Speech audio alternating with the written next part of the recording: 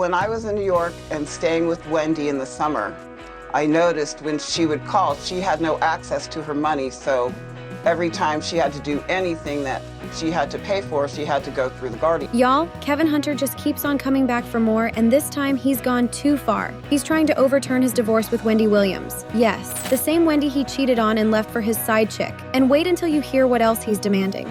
Grab your tea because we are spilling everything. Kevin Hunter just doesn't know when to stop, and honestly, we are all losing our patience with him. This man is not only demanding back payments for spousal support, but is now proposing to overturn his divorce with Wendy Williams. Can you even believe this? I mean, how is he trying to make Wendy look like the villain here when he had an entire side chick and a baby? It's giving broke, honey. But okay, let's dive into the tea and break down what's going on. So Kevin recently filed some documents asking the court to set aside his settlement agreement with Wendy. He's claiming that the divorce was based on fraud, misrepresentation, and misconduct. And where did he get this wild idea? Well, it seems he's basing his claims on some information from Wendy's so-called best friend, Regina Shell. Now, here's the thing. Regina filed an affidavit with the New Jersey court saying Wendy had around $55 million in her Wells Fargo accounts in 2022. She went off, talking about how Wendy's guardian, Sabrina Morsey, took control of Wendy's life in 2022, and how it's a total Britney Spears situation, but worse. Regina basically said Wendy isn't being cared for by her family, but by someone who's a stranger to her. Girl, can you even imagine? According to Regina, when she was living with Wendy in July 2022, she saw her bank balance. Wendy was even considering changing her financial institution, and they met with Bank of America in December. Regina was there, y'all. She claimed she was present during the entire presentation with the bank's senior advisors. Then, just days later, things took a dramatic turn. Wendy's publicist reportedly overheard a conversation where Sabrina, Wendy's guardian,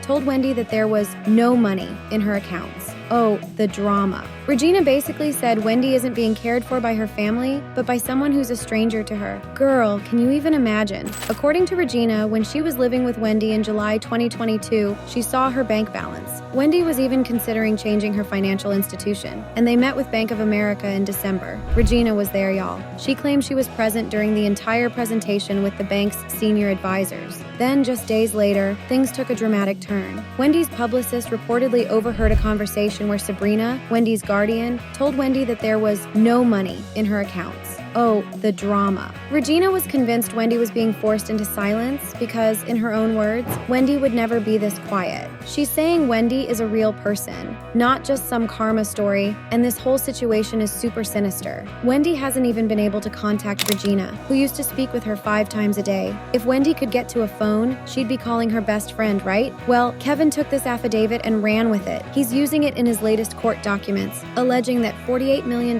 was fraudulently concealed during the divorce. Yup, he went there. Regina probably never imagined her words would be used this way, but here we are. Kevin is basically trying to say, look, even her best friend says she had millions. Sneaky, sneaky. And just to give you a little backstory, not too long ago, Kevin was back in court demanding that all of Wendy's financial records be revealed. He claimed that during a mediation in December 2022 with Wendy's legal team and her guardian attorney, Sabrina Morsey, he was promised access to Wendy's financial documents, but those records never materialized. He even went on to send emails complaining about the lack of transparency and bad faith from Wendy's side. According to Kevin, he was offered only 2 months' worth of bank statements, with a ton of restrictions attached.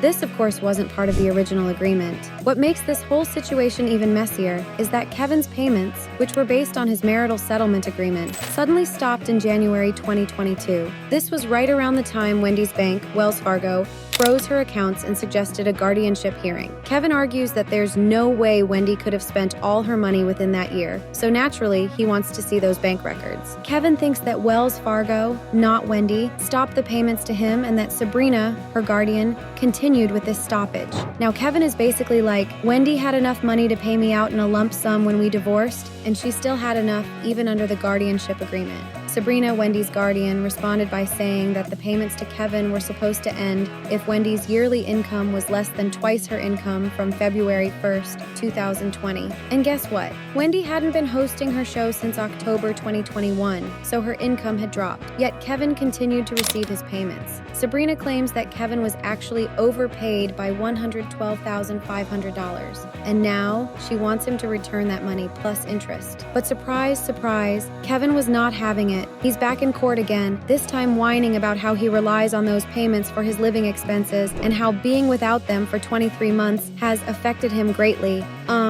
Who's the one really struggling here, Kevin? He's now asking the court to immediately order Wendy to pay all severance payments that might be due. He's even trying to get access to Wendy's retirement plan. In the court documents, he requested to either have Wendy sign the necessary papers or let him do it himself if she refuses. Excuse me, but how desperate can you be? Kevin also questioned whether Sabrina had the legal standing to represent Wendy, claiming her guardianship doesn't extend to New Jersey. At this point, it's like, dude, let it go. But nope, Kevin is now back for the 5th time or more, proposing to overturn the entire divorce. Yes, you heard that right. He wants the divorce to be null and void. Kevin, you need to rest, my friend. Now, Sabrina isn't staying silent either. She pushed back, saying that Kevin has no personal knowledge of Wendy's finances and that he was fully informed about the assets during the divorce. But here's the thing. People don't exactly trust Sabrina either. She has a controversial history, including an ongoing lawsuit where she's accused of stealing $30 million from another client. So, there's a lot of suspicion that maybe, just maybe, some of Wendy's money was stolen. Wendy's family has also raised concerns. They claim they haven't been able to contact Wendy directly and blame Sabrina for the lack of communication. The only time they hear from Wendy is if she calls them. Imagine being kept from your own family like this. It's heartbreaking. So, where does this leave us? Honestly, Kevin overturning the divorce might not be a bad idea if he was genuinely trying to save Wendy. But the reality is, he's not doing this for her. He's doing it for himself. And even if Wendy did hide that $4 million he's talking about, does he really think she's just going to hand it over to him? The audacity. I mean, Auntie Wendy is smart, and we all know she's capable of keeping things close to the chest. So, what do you all think? Should Wendy be worried? Is Kevin just after the money? And what is up with Sabrina? Let me know what you think about Kevin wanting this divorce overturned in the comments section below. And y'all, stay tuned for more updates because this drama isn't ending anytime soon.